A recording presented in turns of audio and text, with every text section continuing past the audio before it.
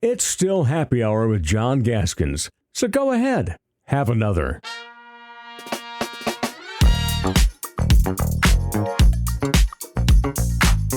Hey, welcome to the introductory press conference for the 11th head coach in Coyote softball history, Coach Shannon Pivovar.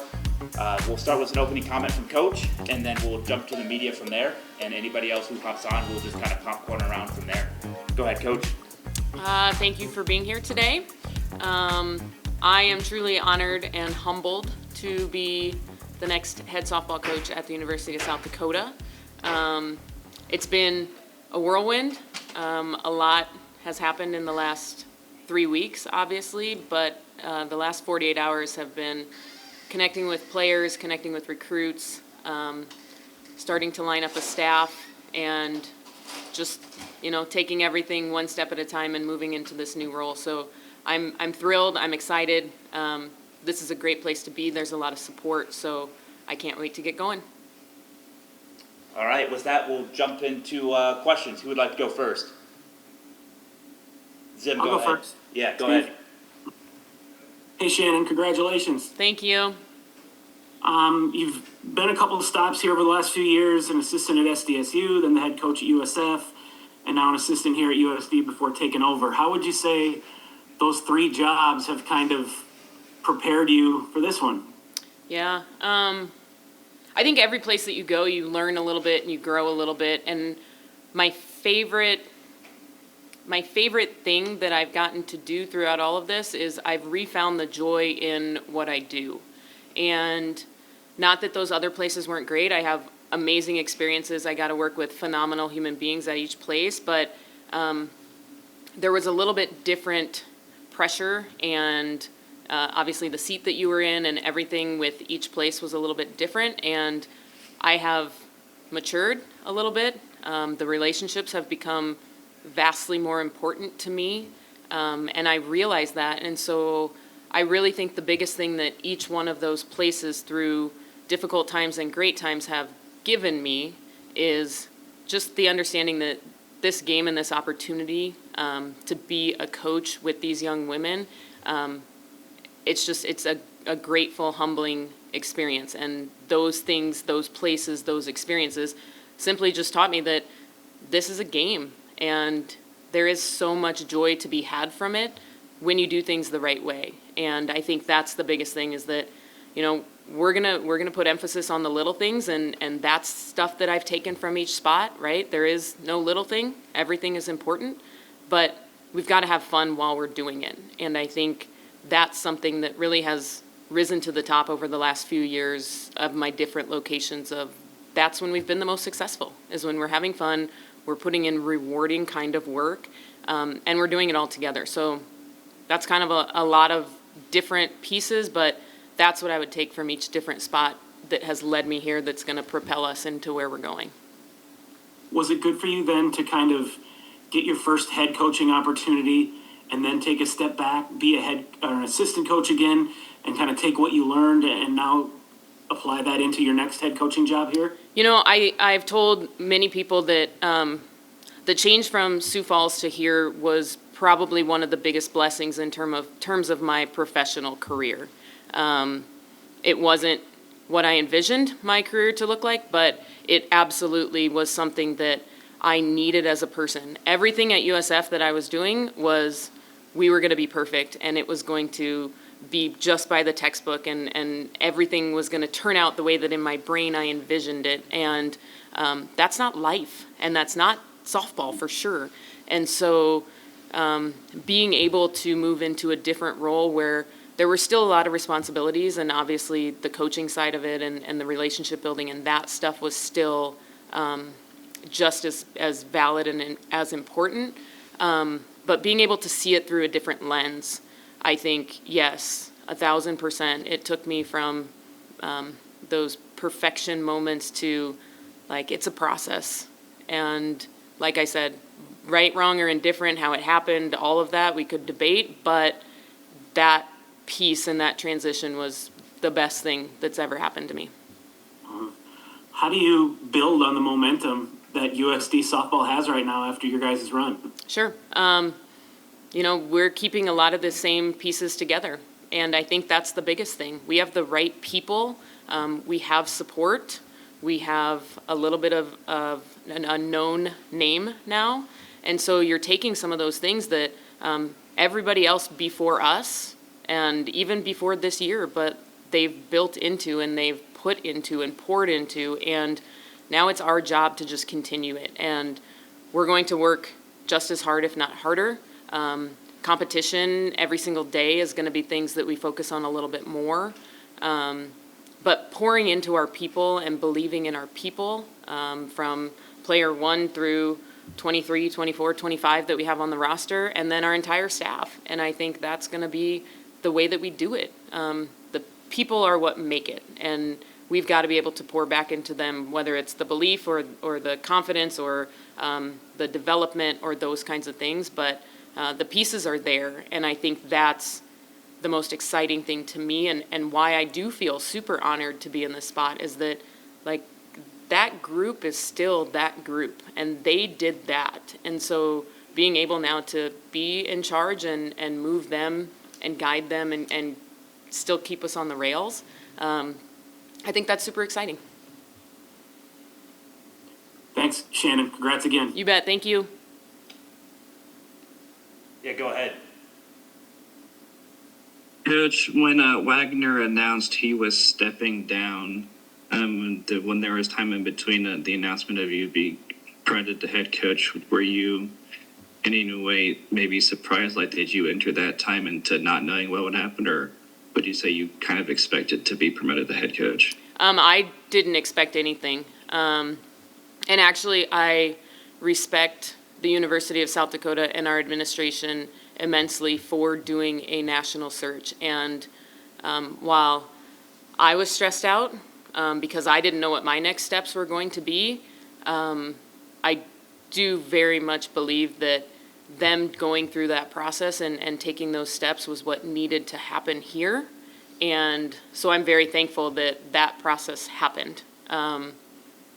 There was not a lot of communication to me about what was going on. I was told, just like our other 2 assistants at the time, that it would be a national search and you're more than welcome to apply.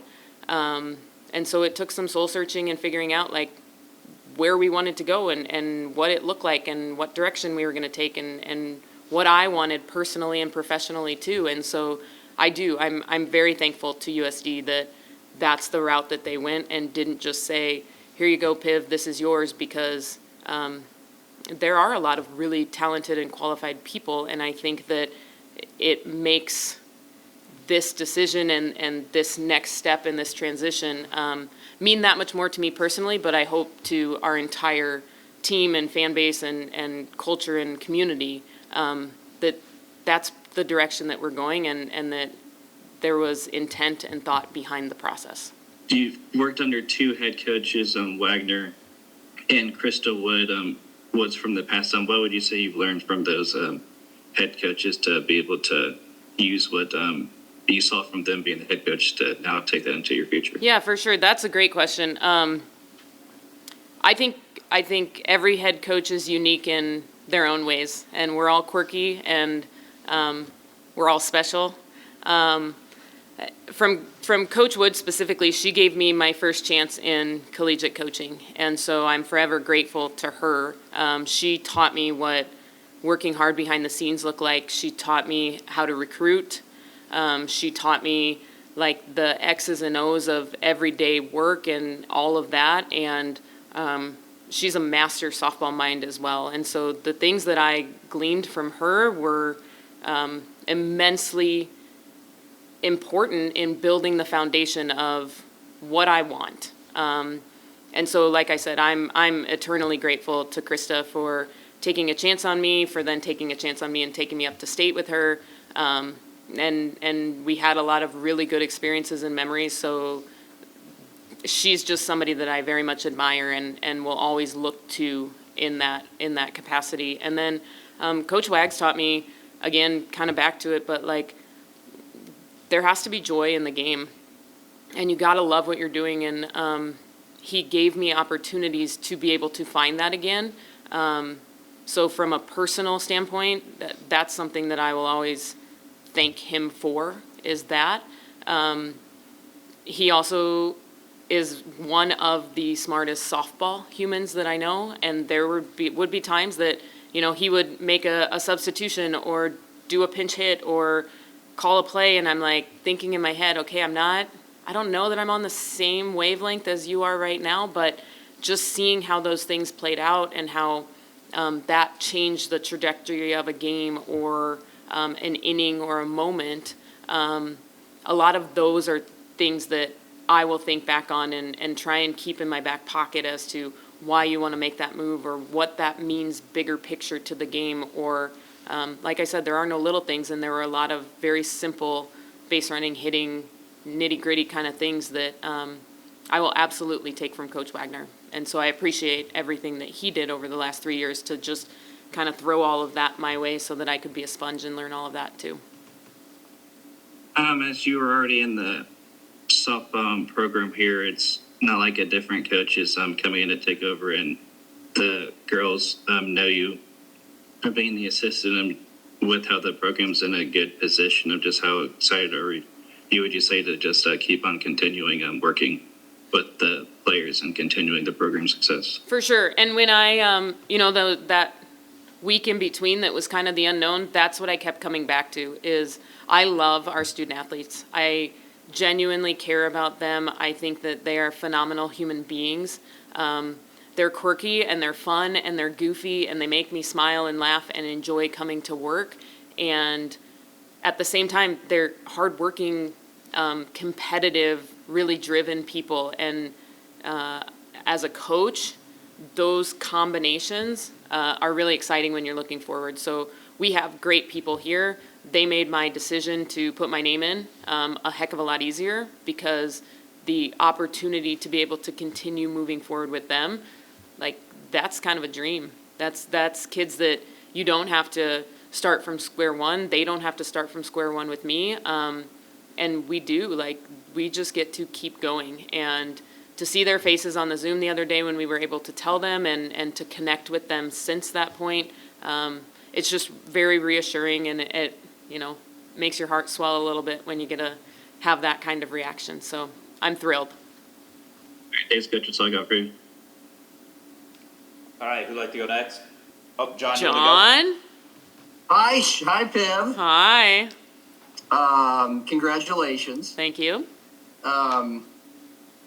A lot of questions have already been answered, but I am curious. You say it sounds like you got a lot coming back. Can you tell us how many current players that are eligible to play next year that were on the roster this year jumped in the portal, and how many have solidly committed to coming back? I can tell you that there's a little bit of fluctuation, but that we have the core of our team returning.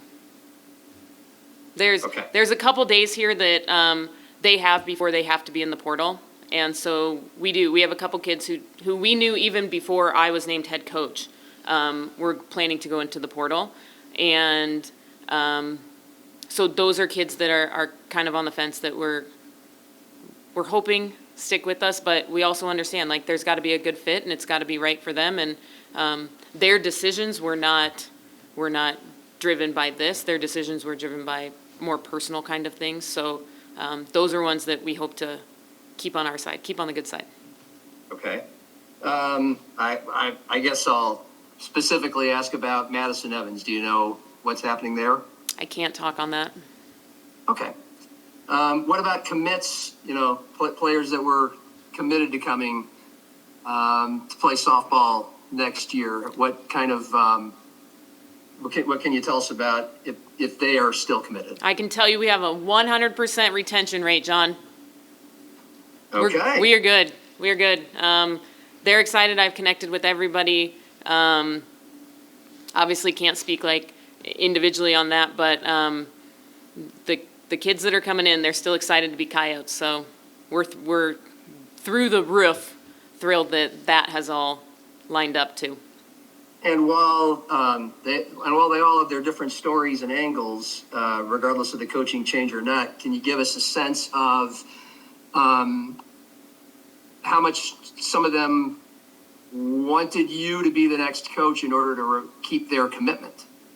Yeah, I think the biggest emotion that I can say that I heard when I talked to him was just like a sense of relief. I think there's something to be said about knowing somebody before you come in, and our administration here was really great that regardless of who was going to be the next head coach, they had already connected with all the kids and told them, like, you have a spot. If you want it at that point, you have a spot. And so I think that was refreshing for them to hear initially, but then to just put a face to a name that they already knew, and they're coming to spend their first year of college with somebody that they've already built a relationship with and had in their cell phones. I think that was encouraging to them. And there were just a lot of like giddy, happy voices on the phone when I was talking to them. And I think, like I said, relief was a big piece of that. And just, they knew the direction and they knew what they were getting, and that doesn't change. And so, yeah, I think that was a good thing. How similar were conversations with the current players who may be coming back? I mean, their faces on the Zoom were pretty telling, I think. There were a lot of smiles. There were some hands up in the air. There were things like that, and connected with them too individually. And I think while my vision is going to be a little bit different and the things that we do are going to look a little bit different, and that's okay because that's just a different coaching style, the core of what we're going to do and being human, student, athlete in that order, like that's going to remain the same. So I think, again, the sense of calmness and relief, I think those were a couple of really big things. And even if it was somebody else, like I have faith that the administration here was going to take care of those kids, because those kids are the reason that we had any of what happened at the end of the year happen. And so I think there was a commitment to them that regardless of who they brought in, they wanted to make sure that they were taken care of. And so I think that piece was one, but then I think, you know, when my face showed up, I think they were pretty excited about it. I think this is the last one. To your understanding, the momentum of those last couple of weeks, the success, the momentum, the viral moment, all of that, like how much, from what you've been told, was a reason why they ultimately hired you, to keep that momentum going, both with the current players and commits? Yeah, that honestly wasn't really discussed with me hardly at all. It was more about what I've done over the course of coaching and what we've done over the last 3 years and what I did as a head coach, and more of that stuff along with, you know, my vision and like I said, the little things, there aren't any, and the human being, and then the student, and then the athlete, and like those visions and things. That was way more what we talked about than anything else regarding the turnaround this season or the end of the year or the I'm so proud of you, Katie Hoffman specialty. So it was way more about those other things than any of that stuff.